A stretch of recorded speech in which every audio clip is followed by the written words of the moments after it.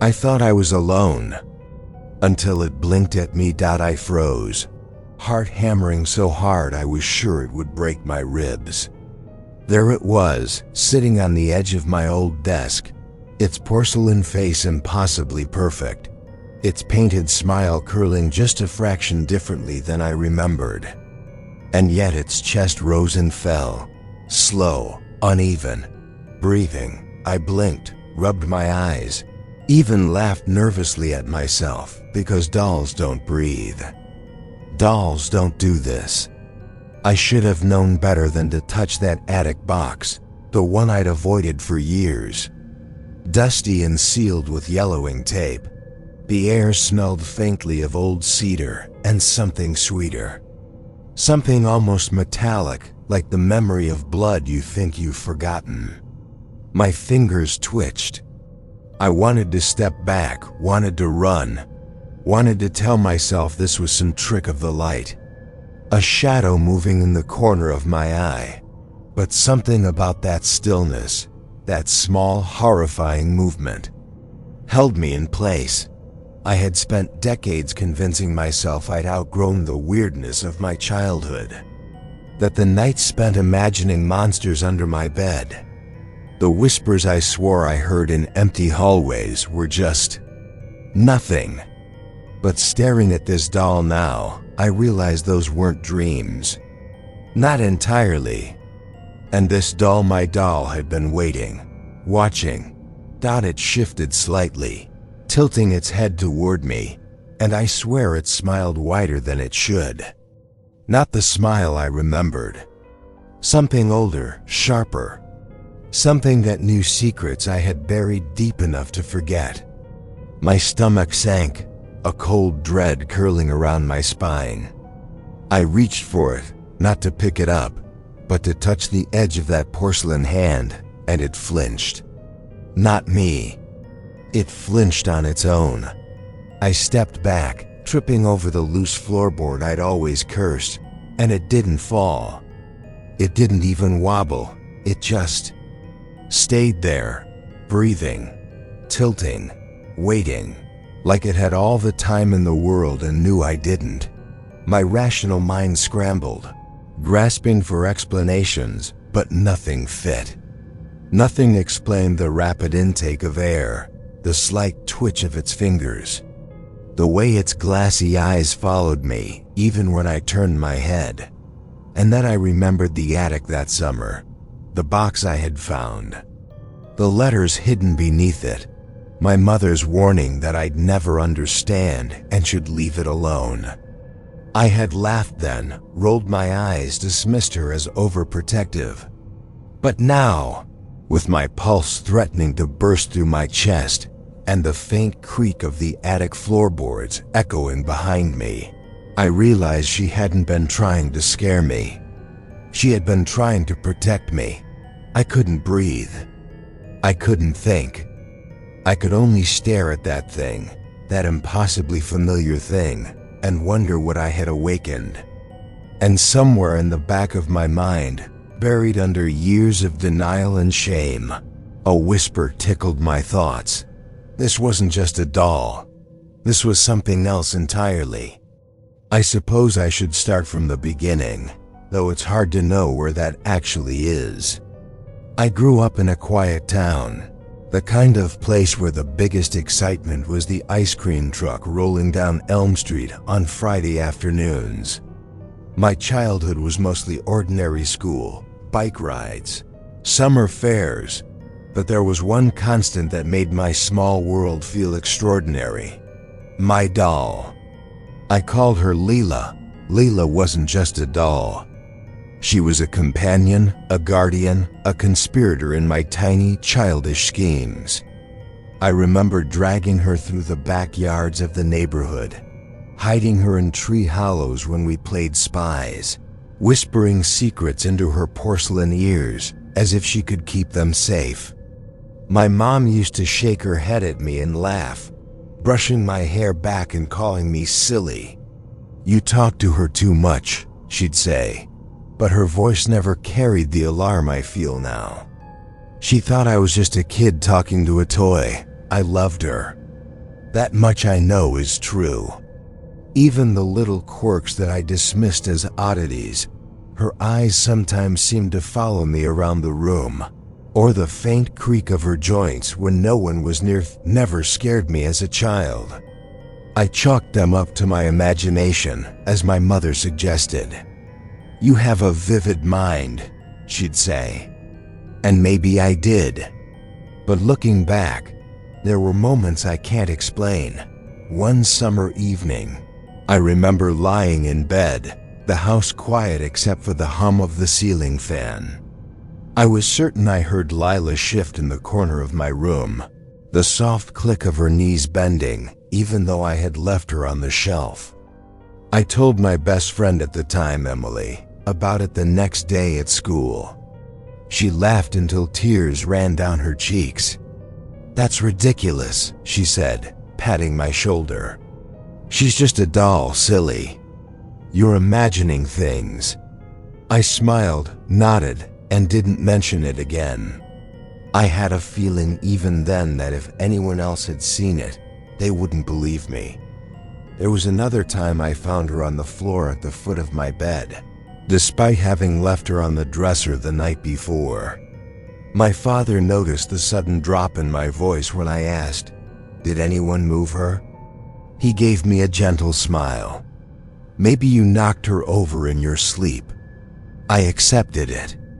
Sleepwalking had been a thing we joked about in our house, and I wanted to believe that explanation, clinging to normalcy like a lifeline. Even small, seemingly insignificant things felt off sometimes.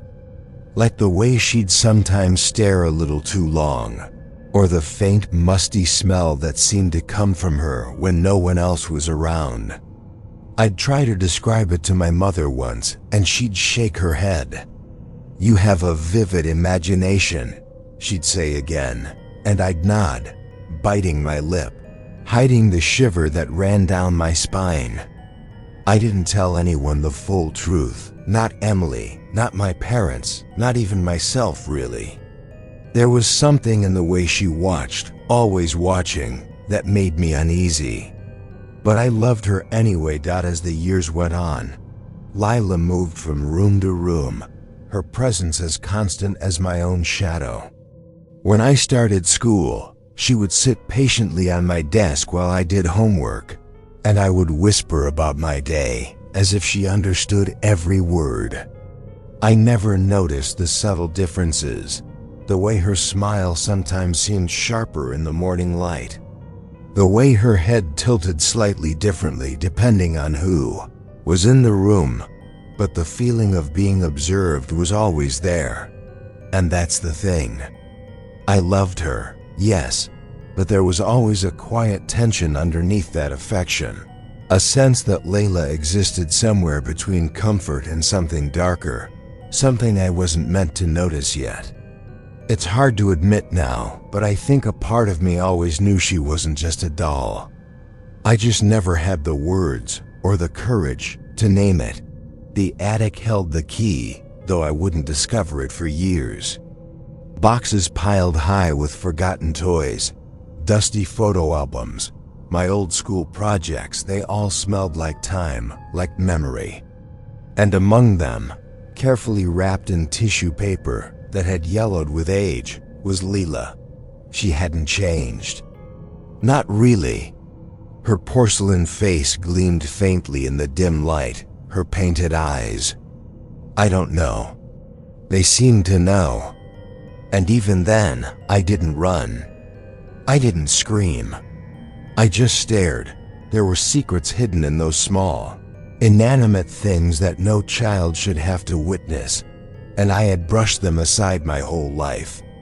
But looking back now, I can see the pattern, the subtle shifts, the whispers in the dark, the feeling of being watched even when no one else was around. Every moment I thought I was imagining things, Lila was already learning, waiting, preparing. And I never told anyone. Not Emily, not my parents, not even myself fully. Until now.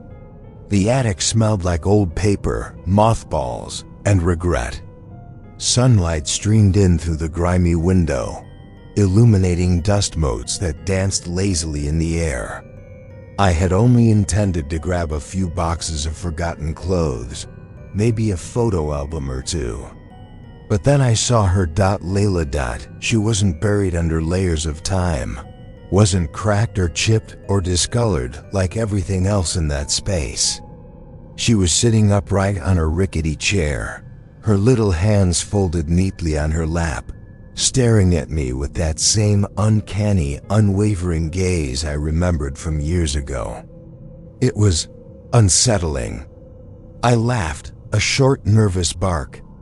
"Well, hello there, time traveler," I muttered, crouching closer. "You didn't age a bit. Lucky you, huh?" I reached out a finger to touch her arm, and the hair on my neck prickled. The porcelain was cold, impossibly smooth, as if she'd just been painted yesterday. My breath caught when I noticed the faint glimmer of moisture at the corners of her painted eyes. Just a trick of the light, I told myself. Dolls don't cry. Dolls don't blink. Dolls don't breathe. I was laughing at the absurdity now, but it was a hollow laugh. The kind that hides the tight coil of unease in your stomach. I moved around her, brushing past the boxes and stacks of yellowed papers. And she seemed to shift slightly, tilting her head toward me ever so subtly. I swore the smallest breath escaped her, a soft rising and falling in her chest that didn't belong. "Okay, that's enough," I whispered, backing up, hands raised in mock surrender. "I get it. You're alive. Happy? Can we negotiate a ceasefire?" The joke sounded ridiculous even to me, but humor was all I had to keep the creeping dread from swallowing me whole. Her eyes followed me as I stepped back, tracing my movement with a precision that made my stomach twist.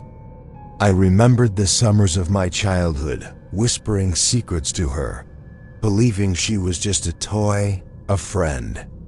But there was a difference now, a weight behind her gaze, as if she had witnessed things I wasn't supposed to see. Secrets, hidden corners of the world I had never glimpsed. And somehow she knew I remembered. Somehow she knew I remembered everything. I leaned closer again, curiosity overcoming my fear.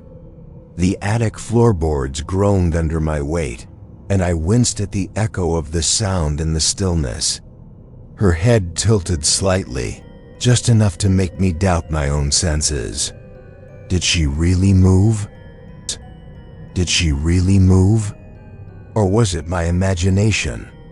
My rational mind screamed, "She's just a doll. Stop looking like a fool." But a smaller, more primal part of me whispered, "Look closer. Don't look away." For a long moment, I did nothing but stare. And then I noticed the details I had never seen before. The subtle sheen on her lips. The way her eyelashes caught the dusty light. The faint crease of her dress, as if she had shifted slightly while I wasn't looking. It was as if she had waited here, in this forgotten space, untouched by the years, just to be found. I stepped back and laughed again, though it was sharper this time, edge of hysteria in it. "You're ridiculous," I said aloud. "A doll, sitting here like a tiny queen. I should have tossed you into the fire years ago." But even as I said it, I knew the words were useless. She wasn't just a doll anymore, not entirely. She was something else, something patient. Something that had outlasted my childhood and now, with a single slow tilt of her head, had me exactly where she wanted me. And though I didn't yet understand how or why, I knew one thing with absolute certainty. Finding her wasn't the end. It was the beginning. I brought Lila down from the attic and placed her on my living room shelf, thinking that keeping her in plain sight would somehow make everything normal. But nothing was normal. Not anymore. That first night, I couldn't sleep. Every creak of the house, every whisper of wind outside, made my chest tighten. And when I glanced toward the shelf, I could swear her head had turned, even just a fraction, to watch me as I lay in bed. I shook my head, muttering, "Get a grip, it's just a doll. You're tired. You're imagining things." The next morning, I half expected to find her in the same position. She was, but something felt off. Her hands, once neatly folded, were slightly apart, fingers splayed as if reaching for something I couldn't see. I laughed nervously.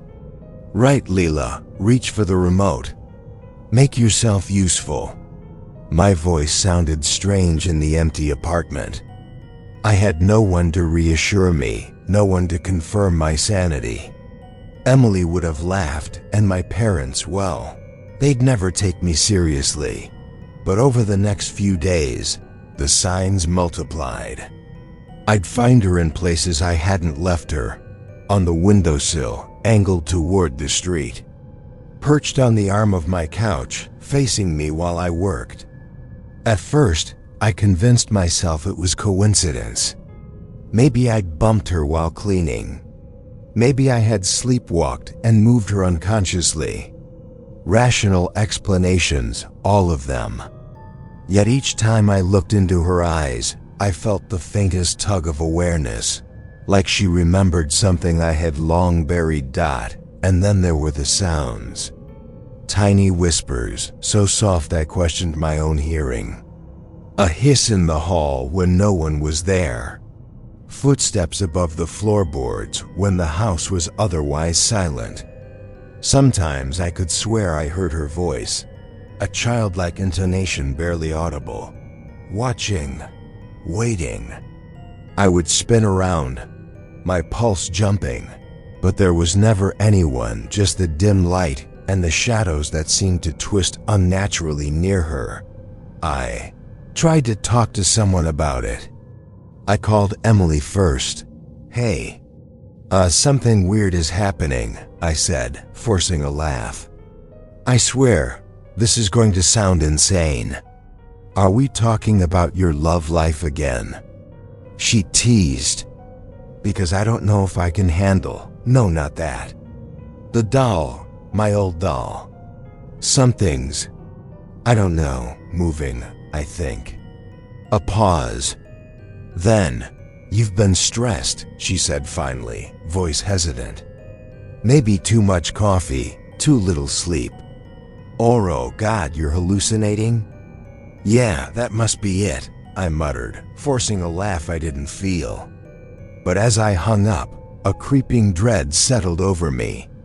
Emily didn't laugh like she usually would. She sounded concerned, or maybe worried I'd lose my mind. I tried again with my parents, carefully phrasing it. "Mom, Dad, I think Lila might have moved on her own." My father chuckled, a low, dismissive sound. "Toys don't move on their own, son. Maybe you're remembering things wrong." My mother gave me that same tired, gentle smile she had given me as a child. "You've had a long week. Get some rest." I nodded, but the knot in my stomach didn't loosen. It tightened. Every time I turned my back, she seemed aware. Every time I blinked, I felt her eyes tracing me. Then came the shadows.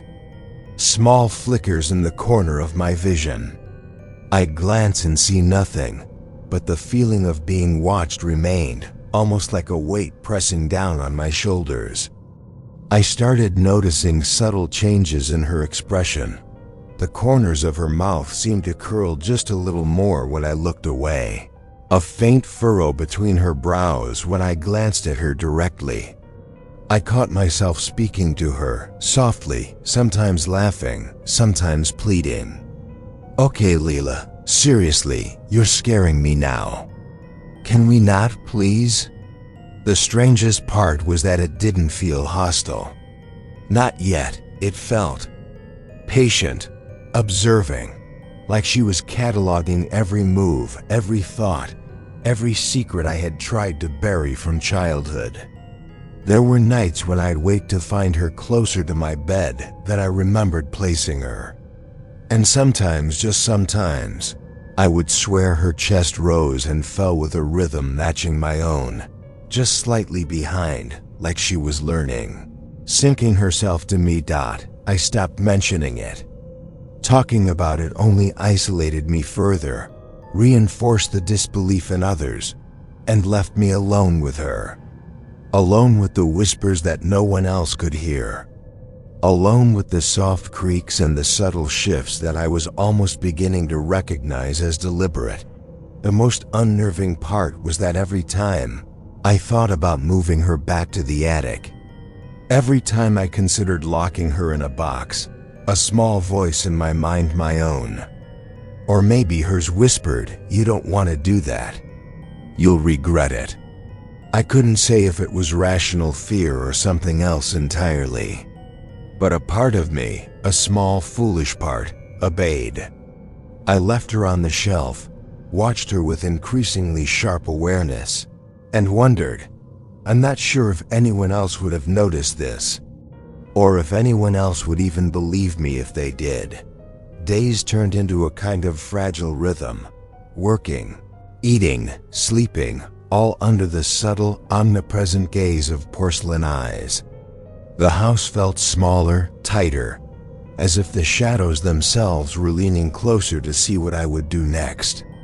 And every night, when the lights went out, I felt her shift slightly, inhale that almost imperceptible breath, and I realized I was no longer the one in control of the space. Something in her had changed, and I had no idea what that was or how far it was willing to go. It started small, almost imperceptibly. I would glance at her, and her eyes seemed to shift ever so slightly. Not just the reflection of light, but a deliberate motion, tracking me in a way no human could mimic. And then came the first words, whispered in a tone so soft I wasn't sure I heard them correctly at first. "Don't leave." I spun around, heart hammering. No one was there. The room was empty except for the dull hum of the heater and Lila sitting impossibly still, her head tilted slightly as if mocking my terror. I laughed, a dry, nervous sound. "All right, doll. Seriously, if you're going to talk, at least make it louder, huh?" But the next night, it happened again. "Look," I heard it. A childlike voice just behind me, and I froze. Slowly, almost cautiously, I turned. Her tiny fingers had shifted, pointing toward the hallway, and her head had moved just enough to direct my gaze down the corridor. My rational mind screamed coincidence, or maybe extreme fatigue. But I swear on everything I hold dear her eyes were alive. Watching, expecting. Panic overtook me. I grabbed her, intending to smash her on the floor, to shatter the porcelain that had caused me endless sleepless nights. But as soon as my hands touched her, a pressure, almost like static electricity, jolted through my body. I froze. Lila didn't move in my grasp, but when I set her down, she was no longer on the floor.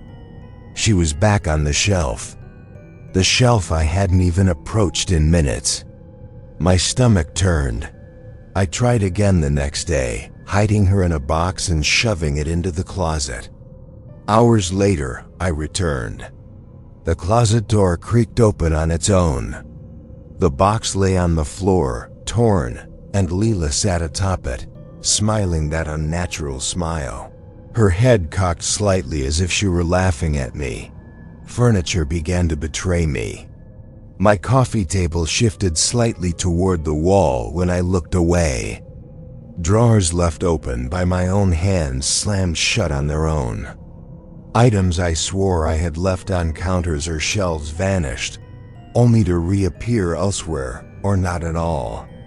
Each small anomaly chipped away at my disbelief, eroding the walls of reason I had clung to for so long. Have you ever experienced something like this? I whispered to myself late one night, speaking into the empty room, almost begging for confirmation that I wasn't completely losing my mind. The only answer came from the soft scuff of her tiny shoes, though she had never worn shoes against the hardwood floor, and the voice grew bolder. Not just whispers, but sentences now, articulated in that same childlike, distorted tone. Stay, watch, remember. It was impossible to tell if she was commanding me or reminding me. Every attempt to leave her behind failed. She moved with a precision that made my logic recoil. I once left her in the bathtub, fully submerged, reasoning that water would neutralize whatever this thing was.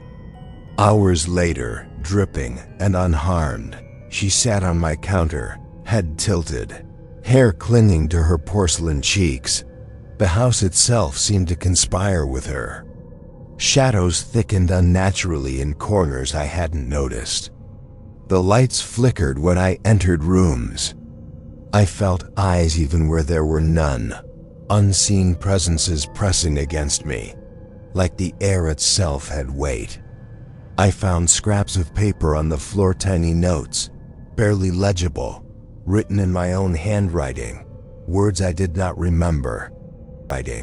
Words I did not remember. Writing, watching you, don't hide, remember me. I never touched them. I never wrote them. And yet there they were. I sat on the couch one night, clutching my head, feeling my sanity fray, whispering aloud to her, I wish I'd never picked you up. But now you know I'm watching. You know. And the faintest, coldest laugh echoed in the room, like it had come from inside my own skull. I turned slowly toward her, and she had moved again. Her expression had changed, no longer just a painted smile, but something sharper, aware, something satisfied.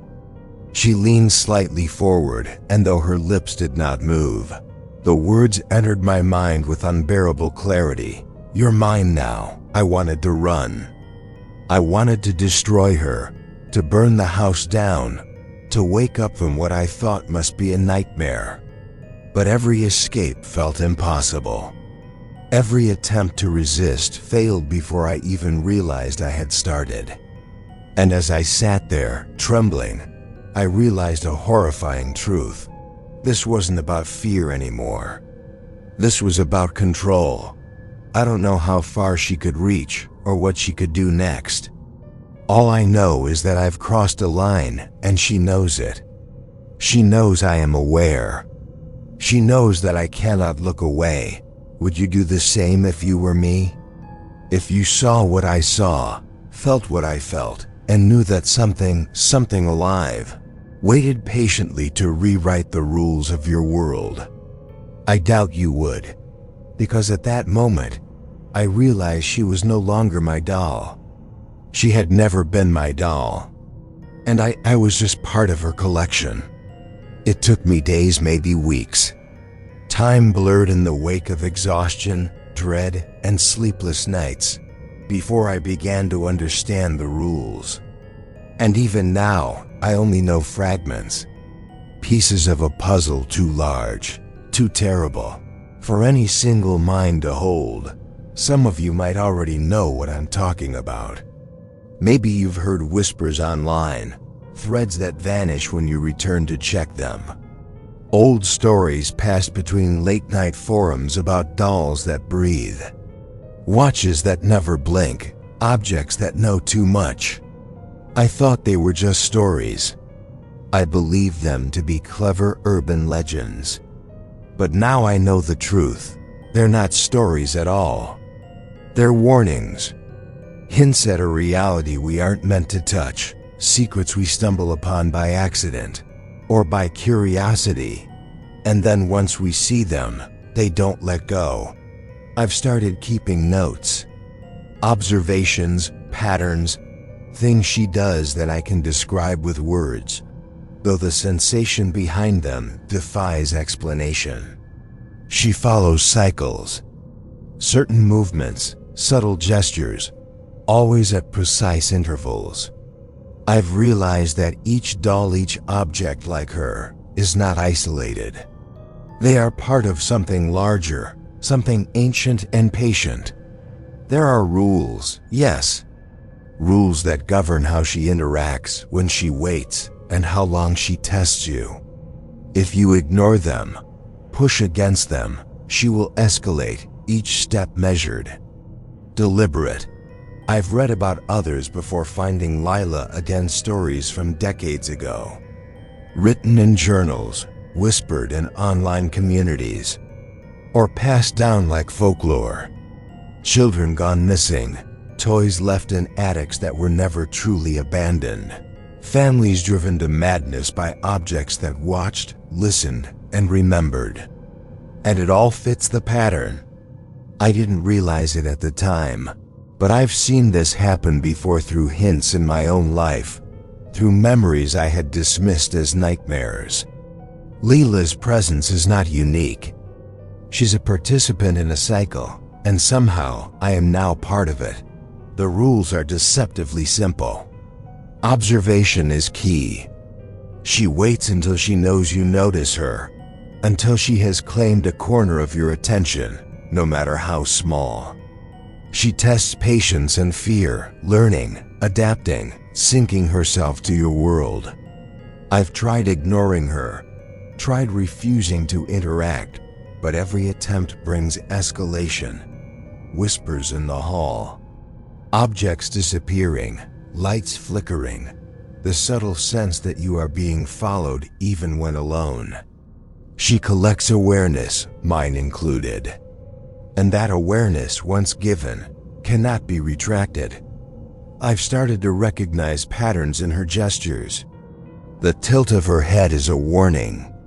The slight widening of her eyes is a measurement of your fear. The way she leans forward when you turn your back is a signal that she is observing not just you, but your reactions to her. And through it all, she communicates not only with words, which are rare, but through a presence that bends your perception, shifts your mind. It's subtle, but unmistakable. She remembers, she records, she judges, and it doesn't stop with me. I've seen evidence, fragments of notes, online whispers, faded photographs of dolls in long-forgotten homes, that Lila is not alone. There are others like her. Rows of porcelain faces, perfectly painted, watching, waiting in silence. Some of you might have seen them in your own childhoods, in attics, garages, closets, and dismissed them. Some of you might have tried to tell someone and been dismissed, laughed at, called over-imaginative. But I assure you, these objects are part of a network, a web that stretches beyond what we can comprehend. And each one is patient, eternal, insidious. The cyclical nature terrifies me. I have glimpsed it before, even in memories I had long suppressed. The first doll I ever saw like this, though I didn't know it at the time, was in the house of a childhood friend. Her sister's toy, left on a shelf, eyes bright, hands neatly folded. I didn't understand then, didn't know to recognize the signs. The child moved away, and the doll remained. Years later, I find Lila, and the pattern repeats. Each time someone notices, each time curiosity is punished. I've learned painfully that confrontation is not the answer. Attempts to hide, to destroy, to leave, these are met with resistance beyond logic. The dolls, Lila in particular, manipulate not just objects, but perception. They learn your patterns, anticipate your moves, and exploit your weaknesses. And they wait. Always, they wait. Patient. Eternal. What haunts me the most is that I see the cycle now, and yet I cannot escape it. I've tried. I've failed. I've begged myself not to look, to pretend she is just porcelain, just a toy. But the moment I saw her again in the attic, the moment I let curiosity overcome caution, she marked me. And she knows I am watching. That's the cruelest part. The awareness is not mutual. She's always aware, and I am merely the observer trapped within her orbit, powerless to look away. I don't know how many of you will believe this. I don't know if anyone can. But if you've felt a presence in the corner of a room, if you've noticed a toy, a doll, an object that seemed just a little too aware, then perhaps you've glimpsed what I have. Perhaps you too have met one of these collectors, and if you have, consider yourself warned, because once it notices you, once it engages your attention, there is no turning back. You are part of the cycle now. And like me, you may find that the line between observer and observed is far thinner and far more dangerous than you ever imagined. It happened that night like a switch flipping in the air. I had been sitting on the couch, notes scattered around me, recording observations, trying desperately to rationalize what I'd been living with. Lila sat on the shelf, as always, her porcelain face catching the dim light, deceptively calm. But then the room changed. The shadows deepened, thickened in corners that had always been corners, but now seemed almost alive. The air grew heavier, pressing against my skin, curling cold fingers around my throat. I looked at her, and she was moving. Slowly at first. Her head rotated until her gaze was fixed directly on me, unnaturally precise. Her lips parted, tiny, perfect teeth, showing in that smile that had never been innocent. "You shouldn't have come back," she whispered, her voice clear now. Inside my ears and inside my head, a duality I couldn't separate. "You shouldn't have remembered." I lunged toward her, shaking, yelling, "Stop! Just stop!" My hands brushed her arms, and she flinched, or maybe she leaned forward, mirroring me like a predator testing its prey. Her fingers flexed, delicate but deliberate. A soft click, like fingernails on hardwood, echoed in the room, though nothing touched the floor. Every instinct in me screamed to flee, but my body was frozen in place, my mind betraying me. Then the house joined her. The lights flickered violently, plunging the room into intermittent darkness. I could hear the scraping of furniture against walls, chairs sliding across the floor with no one sitting in them. My papers flew off the couch in a swirl of wind I could feel on my face, and books fell from shelves, one after another, landing with thuds that reverberated in my chest. I stumbled backward, colliding with the coffee table, and it moved, rotated, subtly but undeniably, so that it blocked the door. She spoke again, and this time the words cut deeper, almost intimate. "You can't leave. Not now, not ever." The sound wasn't just in my ears. It vibrated in my chest, in my bones, in the hollow spaces between my ribs. Her smile widened further, impossibly wide, as if she had been waiting decades for this moment of terror. I tried to grab her, to throw her into the fireplace, to smash her into pieces, but my hands met empty air. She had vanished. The room seemed normal for a fraction of a second, almost ordinary, until a soft thud behind me made my stomach drop. She was there, standing on the floor now, impossibly small and impossibly precise, her head tilted, eyes gleaming with that same patient malice. "I've been waiting," she said, and the words were a promise, not a threat. I screamed, tried to flee to the door, but it slammed shut of its own volition, the handle rattling violently in my grip. The walls seemed to pulse, shadows twisting unnaturally. I could feel her presence everywhere at once, the weight of her awareness pressing into every corner of the room, into every thought. The air smelled faintly. Metallic, and I could taste it: iron, blood, fear. I pressed my palms against my eyes, wishing I could erase what I was seeing, wishing I could make it stop.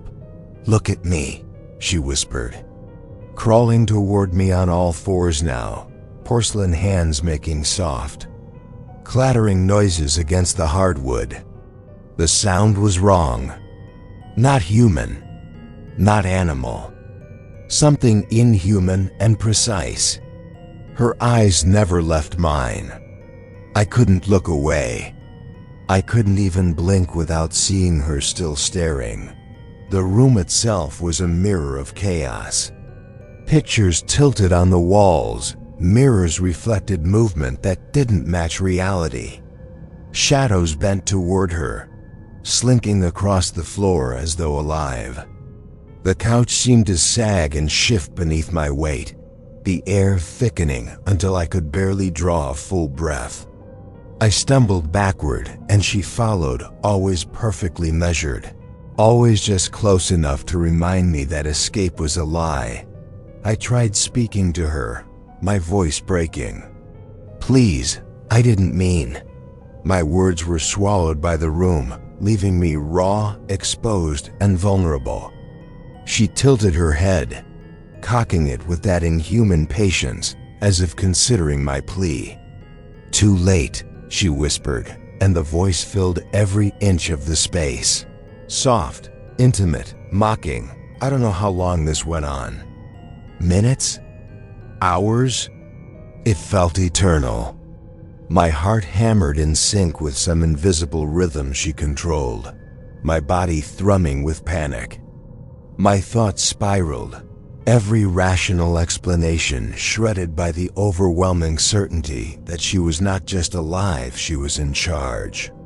She had been waiting, learning, feeding off the fear I tried desperately to suppress. And now I was trapped. I backed against the wall, feeling the edges of the room shift beneath me, corners darkening, pressing inward.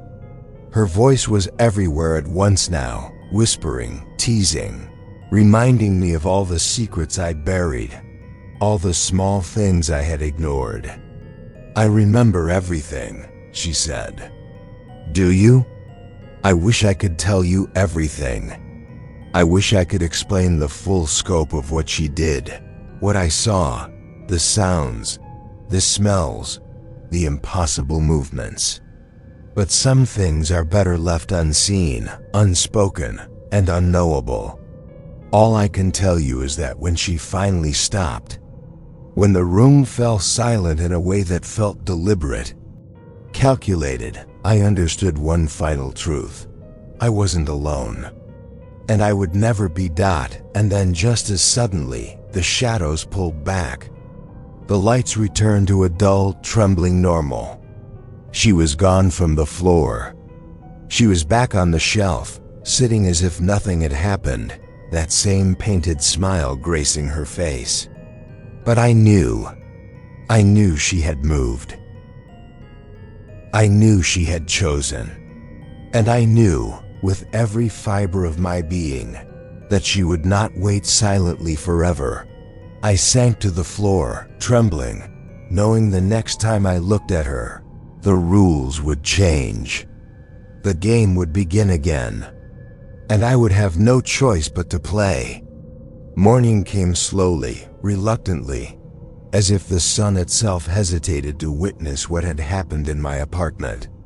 The chaos of the previous night had vanished, leaving a deceptive calm. Papers lay on the floor in neat piles. The couch sat where it had always been, and there was no trace of her Lila on the shelf, the floor, or anywhere in sight. I touched my face, blinked several times, and tried to convince myself I had imagined everything, that the fear, the whispers, the impossible movements had been the product of exhaustion and stress. But I couldn't, not entirely. Something lingered in the air, subtle and unrelenting. A faint scent, like cedar mixed with something sharper metallic, almost like blood. I could feel it crawling at the edges of my awareness, just beneath the surface of normality, a quiet reminder that my reality had been fractured. I moved through my apartment cautiously, half expecting her to appear at any moment. Standing silently in the doorway or sitting patiently on the couch, smiling at me with that impossible knowing expression, I tried to leave. I grabbed my coat, my keys, my bag, and forced myself out the door, blinking in the sunlight that felt almost too bright. The world outside was ordinary neighbors watering lawns, children riding bicycles, the distant hum of traffic. But inside me, the dread persisted, gnawing at the edges of my mind. I had lived through something that had defied logic, and even in the safety of broad daylight, I could feel the weight of her awareness pressing against my consciousness. I returned home later, hesitating at the threshold, half expecting to find her waiting. But the apartment was empty. The shelf was bare. The house smelled faintly of cleaning products and stale air, utterly mundane, utterly normal.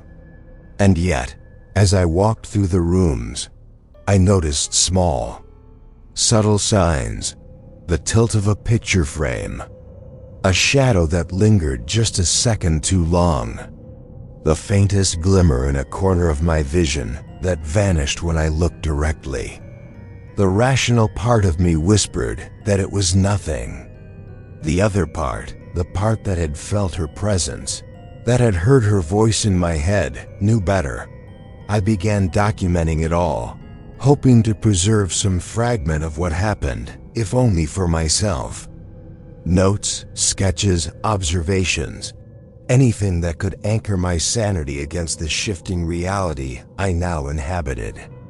I left the door to the attic slightly ajar, half expecting her to return, half hoping she wouldn't.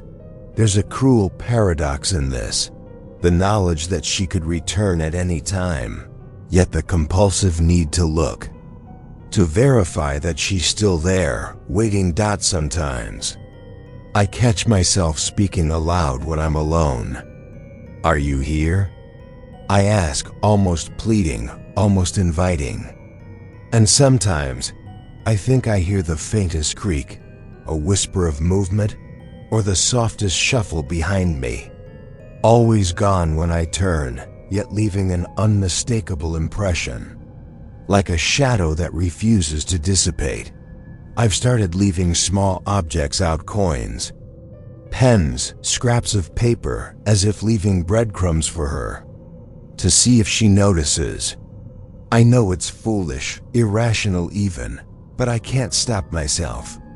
There's a compulsion, a thread of connection I cannot sever, no matter how much my mind screams for logic and reason. The world feels larger now, and simultaneously smaller, constrained by the invisible weight of her awareness. And so I live with it.